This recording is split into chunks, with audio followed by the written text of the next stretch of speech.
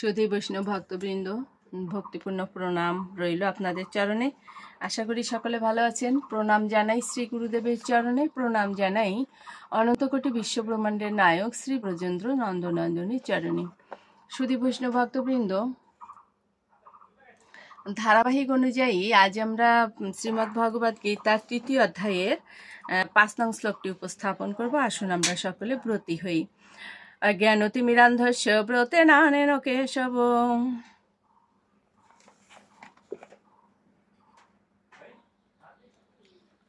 সম্মুখনাথ জ্ঞান দৃষ্টি প্রদ ভব।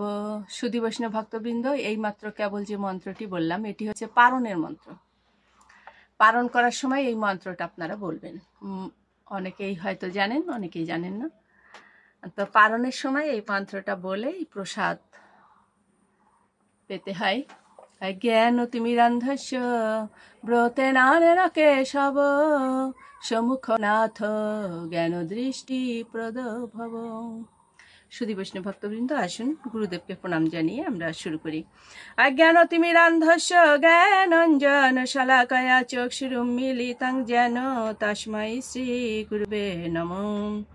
নমো বিষ্ণুপাদায় কৃষ্ণপৃষ্ঠায় ভূতলে শ্রীমতে মহানাম স্বামিনীতে নমামি হে। বাঞ্ছাকল্পতরুভ্যশ্চ কৃপা সিন্ধুপয়েব চ পতিতানাং পাবনেভ্যো বৈষ্ণবেভ্যো নমো নমো। গুরু কৃপা হি কেবলম, গুরু কৃপা হি কেবলম, গুরু কৃপা হি কেবলম। ওম শ্রী পরমাত্মনে নমঃ। ওম শ্রীমদ্ ভগবতে শ্রীগীতায় নমঃ। নারায়ণং নমস্কৃত্য নরং চৈব নরোত্তমং দেবীং সরস্বতীং ব্যাসং ততো জয়মুদীরয়েৎ। মুখং করোতি বাচালং পঙ্গুং লঙ্ঘয়েত গিরিং यत्कृपातमहं वन्दे परमानंद माधवम। ओम नमो भगवते वासुदेवाय, नमो भगवते वासुदेवाय। श्रीमद् भगवते श्रीगीताय नमो, श्रीगीताय नमो, श्रीगीताय नमो। श्रीमद् भगवद गीता 3য় অধ্যায় শ্লোক সংখ্যা 5, কর্মযোগ শ্লোক সংখ্যা 5। নহি কশ্চিৎ সানম অপি জাতু তিষ্ঠতি অকর্মকৃত কার্যতে হি অবসাহ কর্ম সর্বহ প্রকৃতি জয়হা গুণইহা। অনুবাদ: সকলেই মায়াজাত গুণসমূহের দ্বারা প্রভাবিত হয়ে অসহায়ভাবে কর্ম করতে বাধ্য হয়, তাই কর্ম না করে কেউ ক্ষণকালও থাকতে পারে না। সুধী বৈষ্ণব ভক্তবৃন্দ, বলছে জীবসমূহ কি করে? মায়াজাত গুণসমূহের দ্বারা তারা প্রভাবিত হয়, প্রভাবিত হয়েই তারা কি করে? সেই কর্ম করতে বাধ্য করে। যেমন কেউ যদি কর্ম না করে সে যদি ঘুমিয়ে থাকে, ঘুমের মাঝেও কিন্তু সে কি করে? সে অনেক সুখ বিলাসের চিন্তা করে, অনেক রকমের চিন্তা তার ভিতরে এসে যায় এবং তার দ্বারা প্রভাবিত হয়।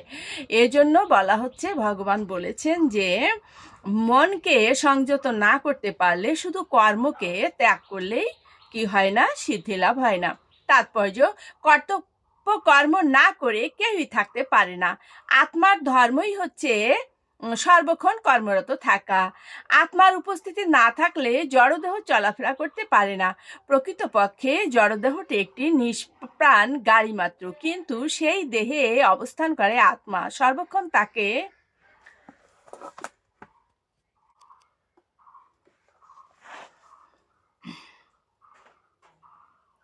সেই হেতু জীবাত্মাকে কৃষ্ণ ভাবনায় মঙ্গলময় কর্মে নিয়োজিত করতে হয়। তা না হলে মায়ার প্রভাবে মোহচ্ছন্ন হয়ে জীবাত্মা অনিত্য জড়জাগতিক কর্মে ব্যাপৃত থাকে। জড় প্রকৃতির সংস্পর্শে আসার ফলে আত্মা জড়গুণের দ্বারা প্রভাবিত হয়ে পড়ে। তাই এই জড়গুণের কলুষ থেকে মুক্ত হবার জন্য শাস্ত্র নির্ধারিত কর্মের আচরণ করতে হয়। সুধী বৈষ্ণব ভক্তবৃন্দ, কথা হচ্ছে একটাই, যে আমরা যে কোনো কাজই করি না কেন আমাদের সেই কাজটাকে ঈশ্বরের চরণে সমর্পণ করতে হবে। আর আমাদের যে দশেন্দ্রিয়, কর্মেন্দ্রিয়, জ্ঞানেন্দ্রিয়, এনাদেরকে কি করতে হবে? সংযত করতে হবে। সংযত করে ভগবত চরণে নিয়ে আসতে হবে। সুধী বৈষ্ণব ভক্তবৃন্দ, এ পর্যন্তই। আসুন আমরা মাহাতো বলে বিশ্রামে চলে যাই। ওম শ্রী পরমাত্মনে নমঃ।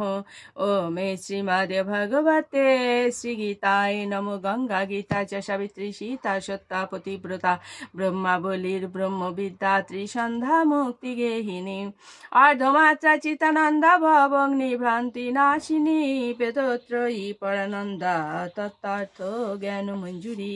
ওম তৎসৎ। ওম নমো ভগবতে বাসুদেবায়। নমো ভগবতে বাসুদেবায়। শ্রীমদ্ ভগবতে শ্রী গীতায় নমঃ। শ্রী গীতায় নমঃ। শ্রী গীতায় নমঃ। ওম শান্তি। ওম শান্তি শান্তি শান্তি।